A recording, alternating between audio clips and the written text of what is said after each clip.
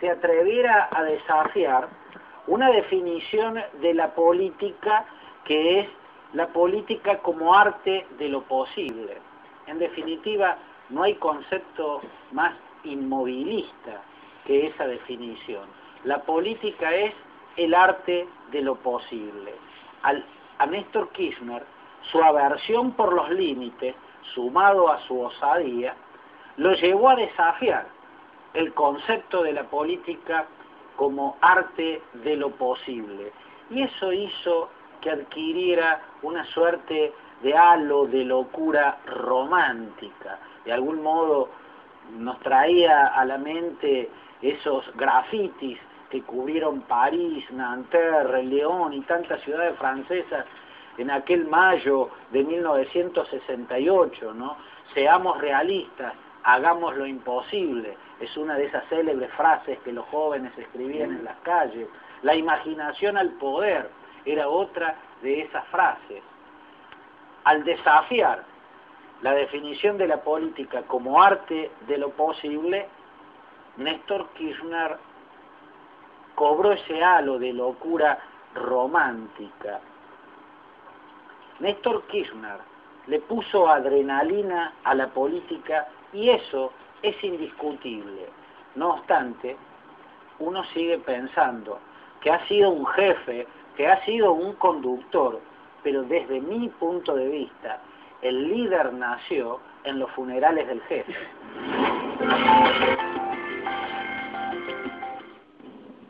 De Néstor Kirchner, como logros, yo quiero no enumerar más de los que siempre reconocí públicamente. No quiero que su muerte me haga agregarle virtudes que yo no le he visto, que yo no le veo.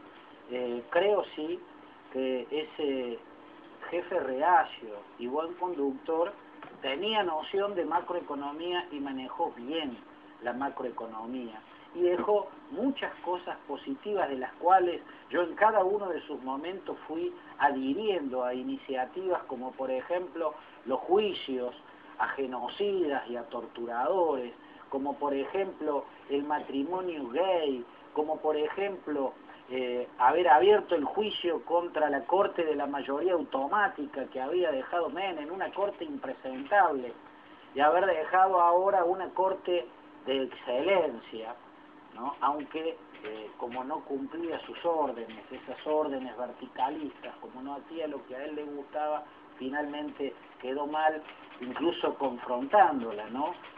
Desafiándola. Pero en fin, hizo una corte de excelencia y tomó medidas sociales que son muy importantes. Por ejemplo, las jubilaciones para las amas de casa.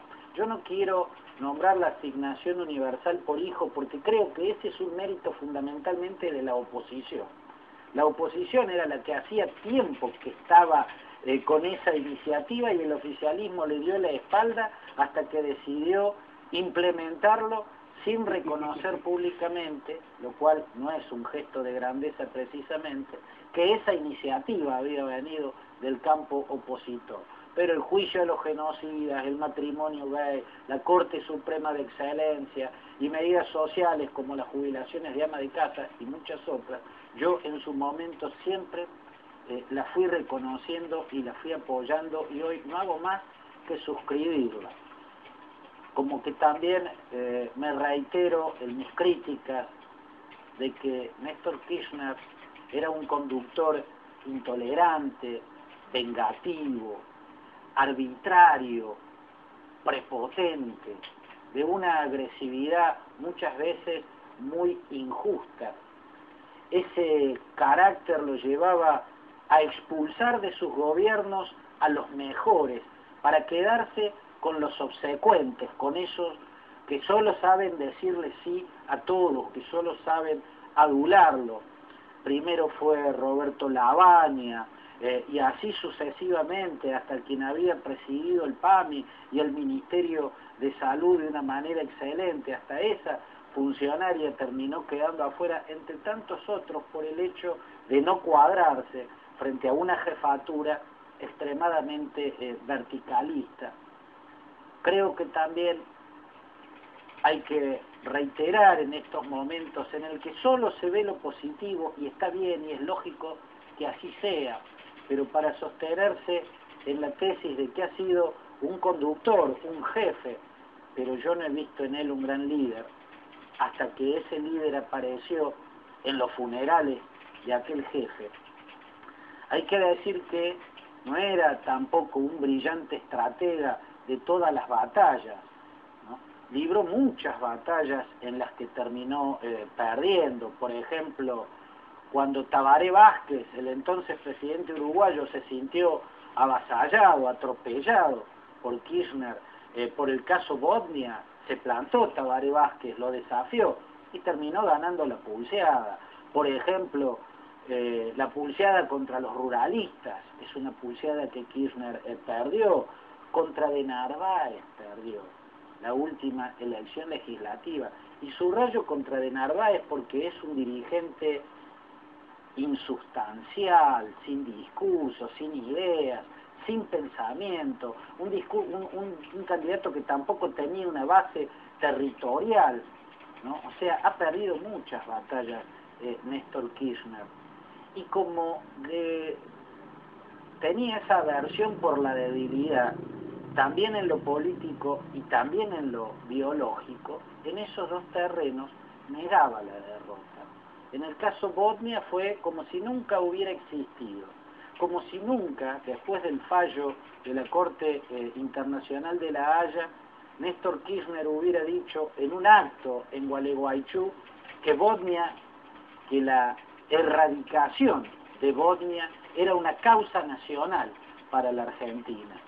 También era una forma de negar la derrota contra los ruralistas en la batalla por la resolución 125, centrar en la idea de que Cobos fue un traidor. En rigor, la derrota del kirchnerismo no estuvo en el voto de Cobos, sino en la inmensa aprobación popular que tuvo ese voto de Cobos, en que la mayoría, o una importante mayoría de argentinos, estuvo de acuerdo con el pronunciamiento del vicepresidente. Es decir, el problema fue que Cobos nos traicionó. Era una forma de negar esa derrota. La negación de la debilidad también lo llevó a negar la debilidad del propio físico, negar una enfermedad que finalmente también terminó derrotándolo. Goodbye, blue sky, goodbye, blue sky, goodbye.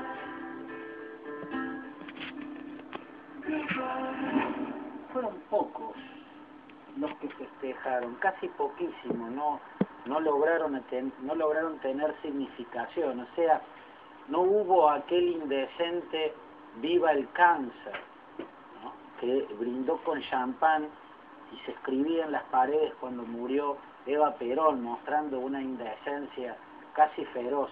Esta vez no hubo, pero aquellos pocos que festejaron mostraron obviamente mal gusto, mala entraña y también negligencia en los límites de la imbecilidad. Mal gusto y mala entraña, no hace falta ni siquiera explicar por qué festejar una muerte tiene ese carácter, ¿no? Mal gusto y mala entraña, ni falta hace explicarlo. Pero la negligencia que también demuestra ese festejo, la negligencia en el escenario ya de la imbecilidad, tiene que ver con no ver o no percibir la realidad de lo que estaba ocurriendo o de lo que significa una muerte en determinadas circunstancias. No ver el fenómeno del liderazgo espectral. Así yo llamo a este tipo de liderazgos que surgen desde las tumbas y que tienen un gigantesco riesgo: la desviación hacia el fanatismo. El fanatismo se potencia sobre las tumbas, porque en realidad cuando un dirigente muere, la realidad se vuelve mito, y cuando la realidad se vuelve mito, el fanatismo es el gran riesgo. Por eso esto golpea fundamentalmente o desubica fundamentalmente a la oposición, porque en definitiva hasta acá